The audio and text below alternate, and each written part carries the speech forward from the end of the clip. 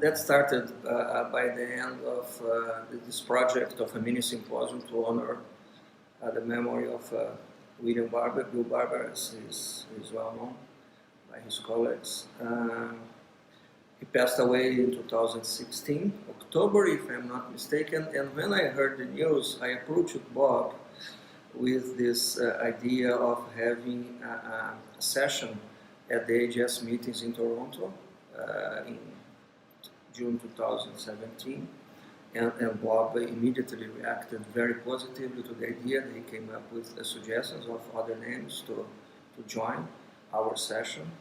And then we had that session in Toronto. Not all contributors to this symposium that is about to be published in the JHET came to that session, but that was our starting point.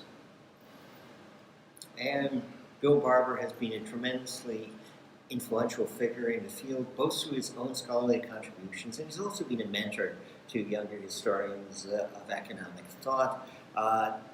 What we emphasized in the symposium was his work on the history of American economic thought and his work related to development economics, and particularly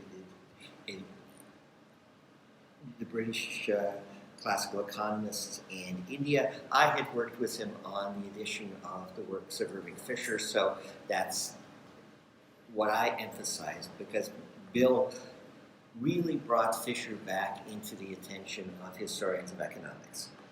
Because of Fisher being so wrong about the stock market in 1929, he had been treated as something of an embarrassment rather than as North America's outstanding scientific economist, which he also was. And it's Bill's edition of the works of Irving Fisher that has returned Fisher to attention. And it's a really important edition. It's an edition that's on the level with the Sraffa edition of Ricardo, or the Margaret Elizabeth Johnson edition of Keynes. It's not just reprinting the books. It's bringing together Fisher's books, articles, correspondence, responses to book reviews. It's a tremendous scholarly achievement. He's also written very important works, and this is Steve Medema emphasized on the interaction of the economics with policy making in the United States between the wars from New Era to New Deal. He's got those, and in World War II, he's got those two very important books on the role of economists in American policy making. And also have a contribution by his former colleague at Wesleyan University, Richard Adelstein. And so he contributed with, has this very interesting piece, not just discussing aspects of Bill Barber's contributions as a historian of economics, but also, of course, take advantage of his close contact with Barber as a colleague at Wesleyan. So I think this is also a very, he provides some insights about his work as a teacher, as a colleague at the university, and I think this is also a very valuable contribution. In my case, I first came across Barber's work as a historian was an undergraduate study in Brazil. I came across the Brazilian translation of his very influential and a bestseller book on history of economic thought, and that impressed me right at the beginning. And after that, after I became a historian of economics myself,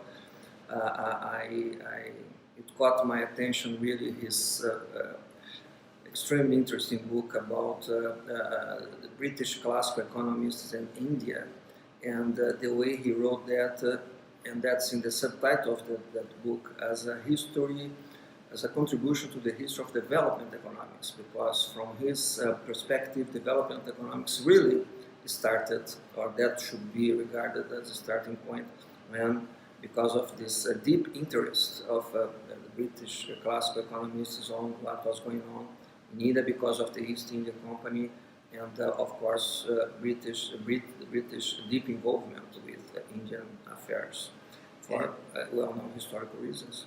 Because another important aspect of Bill Barber's career related to development economics is that he was the principal assistant to Gunnar Myrdal when Myrdal was writing Asian drama, and Bill Barber later wrote the volume on Gunnar Myrdal for the Paul Grave Macmillan series, Great Thinkers in Economics. So he's very much involved with Myrdal as well as with Fisher, with the history of the British classical economists in India, the history of American economists and policy making from 1921 to 1945, those important books.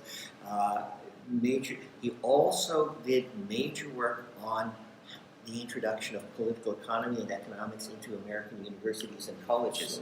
The book he edited, Breaking the Academic Mold. He didn't just edit it, he also wrote quite a lot of the chapters on the individual universities, and that's very important work on the institutionalization of economics as an academic discipline.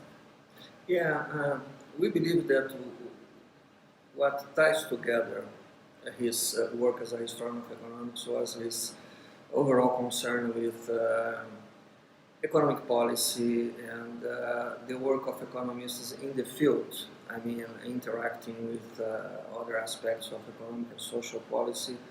And I think that's very clear also because he started as a development economist originally when he did his thesis in Oxford under the influence of the well-known development economist Arthur Lewis. And then his later work, and probably better known work about American economics, is also related to his work as a development economist in the sense that they both displayed and made evident his concern with policy making. So it's not just about